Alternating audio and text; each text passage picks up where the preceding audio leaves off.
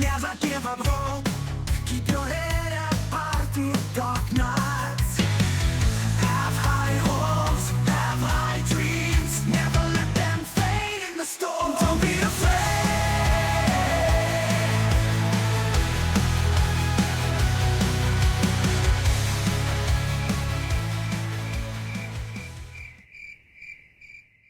All right. So you sent over these entrepreneurial stories, and we've got Robert and Christina, two entrepreneurs. They've both, built multiple businesses. Yeah, right. I'm really kind of fascinated to see like what their journeys have in common, and if we can maybe glean some secrets to their success. Yeah, and what's really interesting is they come from such different backgrounds. Yeah. So you'll get to see how the entrepreneurial spirit can take shape Right. lots of different ways. Okay. Well, let's start with Robert. Okay. He was all about taking control and maximizing his earning potential. Mm-hmm. Something I think a lot of us can relate to, right? Absolutely. He had early success programming systems in Central Virginia, Okay. even achieved a pretty comfortable lifestyle. Mm-hmm. But then things got interesting. His first company dissolved because he and his business partner just didn't see eye to eye. Oh. And, some people might get discouraged by that, Right. but not Robert.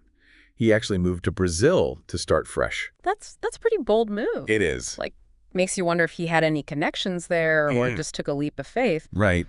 But he kept the entrepreneurial spirit going in Brazil, right? He did. Yeah. He launched 2 businesses there. Okay. One was a home run, the other not so much. Okay. And that actually leads us to his current company here in the U.S. called Fixable Solutions. Okay. It's all about streamlining and automating business processes. So he's helping other businesses kind of avoid those same issues that he faced. Exactly. That's smart. And here's the thing. Before starting Fixable Solutions, Robert was VP of a $45 million company Wow. and helped grow it to $65 million Wow. using these very same strategies. So he's not just talking the talk, he's walked the walk.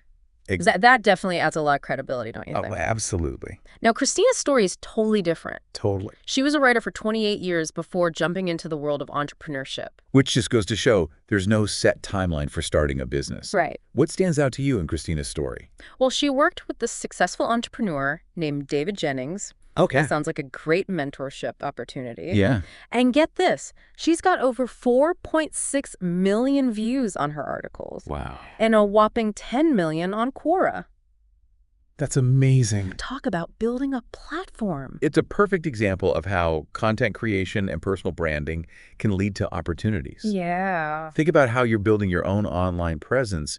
Are there any strategies you can borrow from Christina's approach? Oh, that's a great point. Mm. And she didn't stop there. Right. She saw the need for website design and graphic design, Yeah. so she added those skills to her repertoire. Wow. Christina's really showing us how valuable it is to adapt and expand your skill set. Absolutely. It reminds me of something Robert said in the interview. Okay. He emphasized the importance of recognizing opportunities and taking calculated risks. So even though their paths were totally different, both Robert and Christina were able to see opportunities and jump on them. Yeah. I'm starting to see some common threads here. Mm-hmm. But what I find really fascinating is how they both seem so comfortable stepping outside their comfort zones. That's a key takeaway for you, right? Yeah. Are you willing to push your own boundaries to pursue your goals? Right. Both Robert and Christina demonstrate that growth often comes from venturing into unfamiliar territory. Think about Robert moving to Brazil. Yeah. That's a huge leap of faith. Right. And Christina going from writing to web design. That's right. That's a big shift, too. Huge. What do you think they both did to prepare for those changes? Well, they both emphasize the importance of continuous learning. Okay. Robert even talked about how he used his early successes and failures as learning experiences for future ventures. Right. He didn't just assume he knew everything. Yeah. He actively sought to learn and adapt. Mm-hmm. And we can all learn from that approach, whether we're starting a business or just navigating our own careers. Absolutely. But I'm curious, are there any specific examples from their stories that illustrate this idea of continuous learning? Mm-hmm. Something practical we could apply. Absolutely. Christina talked about how she took online courses and attended workshops to learn graphic design and web development. She didn't just wing it. She invested time and energy in mastering those new skills. That's so important. You can have all the passion and drive in the world, but without the right skills, it's hard to turn those dreams into reality. Exactly. And remember, learning isn't a one-time thing. Both Robert and Christina stress the importance of staying up to date with industry trends and constantly seeking new knowledge. It's like they're both lifelong students, always curious and always evolving. That's pretty inspiring, don't you think? Absolutely. And it brings us back to you. What are you doing to stay ahead of the curve in your field? Are there any skills you've been meaning to learn or any areas where you could expand your knowledge? It's easy to get complacent, isn't it? But these stories are a good reminder that continuous learning is crucial for anyone who wants to achieve their full potential. Now, another interesting parallel between Robert and Christina is the role of mentorship in their journeys. Remember how Christina worked with David Jennings? Right. That experience gave her invaluable insights and connections. And it sounds like Robert also had mentors along the way, even though the interview didn't go into specifics. I wonder who he turned to for advice, especially during that time in Brazil. It highlights the importance of seeking out guidance from those who have already walked the path you're on. Have you ever had a mentor who helped you navigate a challenge or make a difficult decision? Oh, absolutely. I've been lucky to have some amazing mentors who have shared their wisdom and experience with me, and I try to pay it forward by mentoring others whenever I can. That's fantastic, because mentorship is a two-way street. It's not just about receiving guidance, but also about giving back and supporting others. And, even if you don't have a formal mentor, you can still learn a lot by observing successful people in your field. Pay attention to what they do, how they approach challenges, and what decisions they make. That's a great point. Think of it like you're doing right now, listening to these entrepreneurial journeys.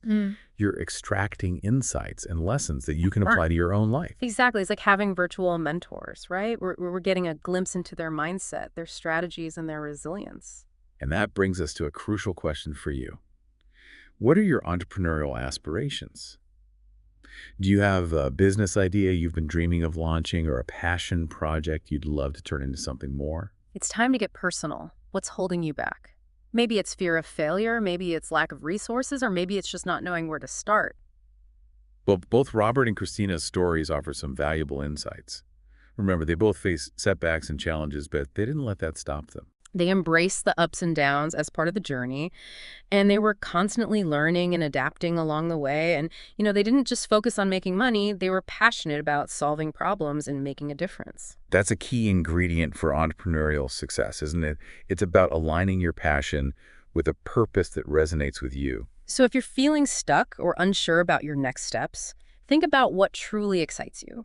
What problems are you passionate about solving? What value do you want to bring to the world? Those are the questions that can ignite your entrepreneurial spirit and guide you towards a fulfilling and impactful journey. And even if you don't see yourself as a traditional entrepreneur, you can still apply these principles to your career, your hobbies, or any area of your life where you want to make a difference. It's about having that drive, that curiosity, that willingness to step outside your comfort zone and embrace new challenges.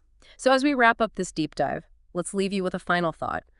What small step can you take today to move you closer to those goals? Yeah. It doesn't have to be a huge leap. Just a little something to get the ball rolling. Maybe it's brainstorming some business ideas, Yeah. or reaching out to a potential mentor, Okay. or signing up for that online course you've been eyeing. Or maybe it's just taking a few minutes to reflect on your strengths and passions.